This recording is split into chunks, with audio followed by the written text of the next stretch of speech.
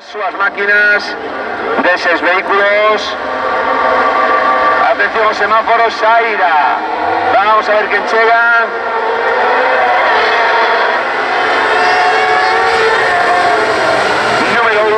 Número 20, Javier Ramiro, seguido de Alejandro Benítez.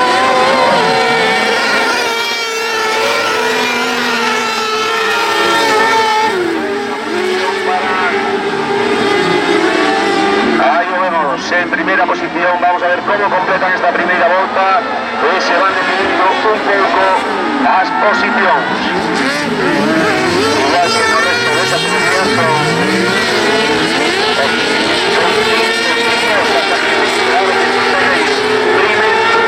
Ramiro, decíamos, aquí está primera posición, seguido el número 20, Alejandro Medín, tercera posición, número 2, Rubén Barrero,